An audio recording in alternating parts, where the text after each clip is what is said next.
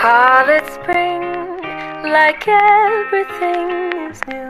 The sunburst flowers calling on warm days overdue.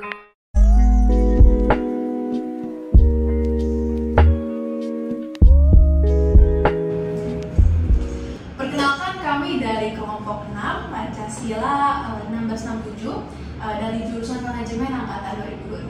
Perkenalkan, nama saya Floreta Natania Prasetyono. Saya Fioni. Saya Lulus Gabriela. Saya Enji. Saya Janika Laura. Saya Fardi Gustian Manada. Nah, jadi hari ini kita mau membahas industri yang kami wawancarai, yang merupakan industri makanan atau makanan setengah jadi, dan perusahaan ini itu memiliki nama PT Lius Jaya Sentosa yang juga memiliki semua pabrik sehingga sangat terlihat ya dengan jurusan kami, jurusan manajemen. Ya. Kami ini melakukan wawancara mengenai berbagai hal relasi lintas agama untuk mencari tahu bagaimana pandangan perusahaan atau industri yang kita wawancara ini dalam Pancasila, khususnya dalam bidang agamanya. Jadi kami bertanya 5 pertanyaan dalam wawancara tersebut. Yang pertama ada, apakah industri masih menjadikan Pancasila dan agama sebagai pedoman? Dan kami mendapatkan jawaban bahwa pastinya.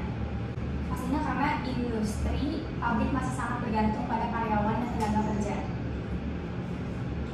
Pancasila juga menjadi panduan dan guidance utama perusahaan, baik untuk kedisiplinan, persatuan, persaudaraan, dan lain-lain. Nah, pertanyaan selanjutnya yang kami tanyakan, apa saja nilai-nilai Pancasila yang diterapkan di dalam dunia industri ini? Di mana perwakilan yang kami wawancara itu menjawab bahwa semua nilai-nilai Pancasila diterapkan. Tetapi nilai Pancasila yang paling harus diterapkan itu yaitu dalam poin ketuhanan, di mana harus adanya rasa saling menghormati dan toleransi antara agama-agama yang berbeda. Nah, di mana contohnya sendiri saat hari-hari besar agama untuk masing-masing agama diberikan hari libur. Jadi bisa mendorong adanya persatuan dan kepedulian antara rekan kerja yang akhirnya masing-masing pekerja itu bisa memiliki teamwork dan tanggung jawab yang baik sehingga bisa mendorong keproduktivitasan. Tuh, korelasinya baik sekali ya. Iya, benar. Selanjutnya, pertanyaan ketiga yang kami berikan kepada Petrus ini berisi tentang bagaimana penerapan nilai-nilai Pancasila dalam relasi lintas agama di dunia industri. Kami mendapat jawaban bahwa dalam perusahaan, toleransi sangat penting banget diterapkan bagi mereka. Perusahaan mereka memberikan sebuah keringanan bagi umat agama tertentu yang ingin beribadah pada waktu tertentu. Nah, misalnya pada jam kerja nih, dari 7 pagi sampai sore. Jadi mereka memberikan toleransi, memberikan waktu buat sembahyang atau beribadah. Kami juga penting untuk mengikuti koordinat Pancasila karena semua agama diberikan keringanan yang masing-masing secara adil. Jadi kalau misalnya Natal, maka umat Kristen diberikan hari libur, terus kalau Lebaran, musim, ya seperti itu. Jadi adil. Iya, dan kerja juga boleh keluar buat sholat gitu ya. Iya.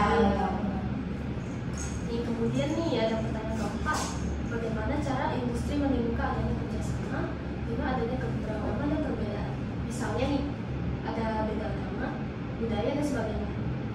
Nah, jawaban kami itu memiliki mindset yang satu. Semuanya adalah saudara dan semuanya adalah sama. Jadi nggak ada yang beda-beda. Semuanya harus sama rata. Berjuang untuk hal yang sama dan memiliki tujuan yang sama itu penting banget. Makanya secara perusahaan yang kami wawancarai untuk menimbulkan kerjasama adalah dengan mengadakan makan bersama nih, misalnya habis pulang kantor kita berdoa untuk menjalin hubungan yang sehat gitu kan. Jadi makan bersama ini dilakukan nih di halaman pabrik untuk memberi image atau gambaran kalau setiap kerja tidak berjuang sendiri. Jadi kita itu sama gitu. Sekaligus sambil makin dekat gitu ya, ngobrol-ngobrol gitu. Interaksi bersama dan sosialisasi. Kemudian yang pertanyaan terakhir yang kami tanyakan itu bagaimana sih cara mempertahankan nilai-nilai Pancasila dan apa yang menjadi sebuah tantangan di dunia industri ini. Kemudian kami mendapat jawaban bahwa cara mereka mempertahankannya ini adalah dengan selalu melakukan mediasi dan sosialisasi. Jadi misalnya kalau dari HR gitu ya, selalu melakukan sosialisasi dengan menjelaskan aktivitas atau tugas yang harus dilakukan employee Jadi misalnya kalau mengerjakan tugas A, maka akan dijelaskan gimana sih cara melakukan itu biar gak ada miskomunikasi, biar gak ada kesalahan waktu melakukan kerjaan itu. Itulah cara efektif yang mereka temukan. Terus ada tantangannya dalam industri ini itu mudahnya menerima informasi. Contohnya kayak misalkan tadi kan ada informasi katanya di perusahaan itu ada makan bersama, gitu kan? Itu kan informasi baik. Terus mungkin ada informasi dari pihak lain yang bilang makan bersama tapi bayar sendiri-sendiri gitu kan. Kan itu kan bisa jadi bumerang juga buat perusahaan. Jadi mudahnya menerima informasi itu bisa dibilang positif, ada positif ada negatifnya juga. Nah, jadi itu bisa mengubah pandangan orang lain gitu dari satu informasi yang nggak tahu benar apa enggaknya gitu. Jadi kalau tidak memperhatikan secara detail, kita bisa miskomunikasi itulah dari informasi yang datang gitu ya. Jadi dari hasil wawancara tersebut ya, sebagai hasil analisisnya kita bisa memetik beberapa poin dari fenomena Pancasila dalam industri pabrik tersebut. Yang pertama itu Pancasila merupakan pedoman dan guideline utama dalam industri untuk perusahaan ini, yang artinya terutama dalam industri pabrik ya, biasa yang penting itu workforce atau labor, tenaga kerja itu sangat penting ya, justru menjadi salah satu fundamental dalam industri pabrik. Makanya Pancasila ini digunakan untuk menjaga kebersamaan dan diikuti sebagai panutan.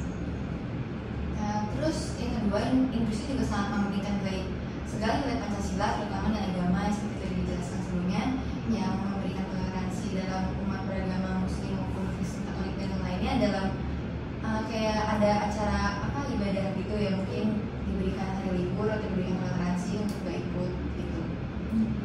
Terus yang ketiga, semua agama dihormati dalam bentuk toleransi waktu beribadah dan hari libur. Perusahaan menyatakan dengan waktu beribadah agama masing-masing. Nah, yang keempat itu juga mindset sangat penting untuk menjaga persatuan dalam keberagaman, terutama dalam agama sendiri. Di mana untuk munculnya rasa saling mengerti, menghormati atau bahkan peduli terhadap satu sama lain itu harus muncul dari orangnya sendiri kan. Kayak udah dibilang sebelumnya tuh workforce atau labor pekerja itu kan sangat penting. Jadi tentunya kalau misalnya mereka tidak memiliki mindset yang benar untuk menghormati dan kepedulian terhadap sesama, nanti perusahaan jalannya juga jadi kurang bagus. Sekaligus menjaga komunitasnya gitu. Iya, gitu.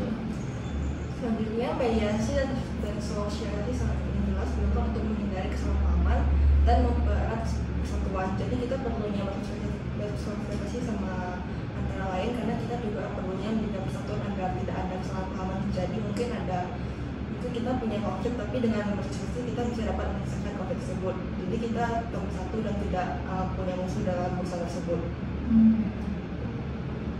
Lalu nih yang terakhir, dari tabu atau hoax itu harus ditekan untuk menghindar adanya gesekan atau konflik. Misalnya nih atasan sama bawahan kan ya. Adanya kayak konflik lah, misalnya menurut itu benar. Jadi kan terjadi kecanggungan kan antara antar itu.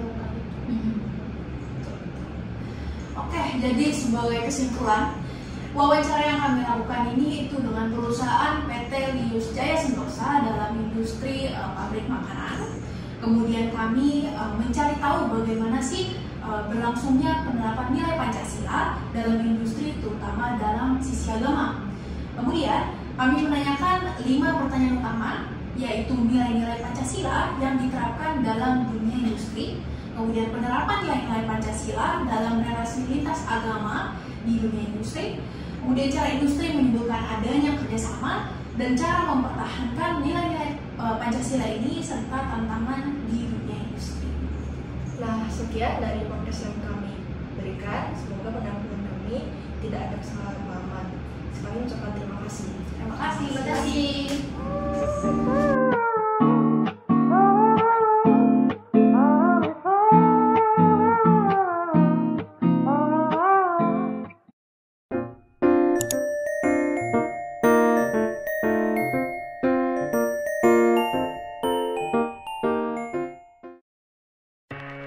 Call it spring, like everything is new. The sunburst flowers calling on one day is overdue.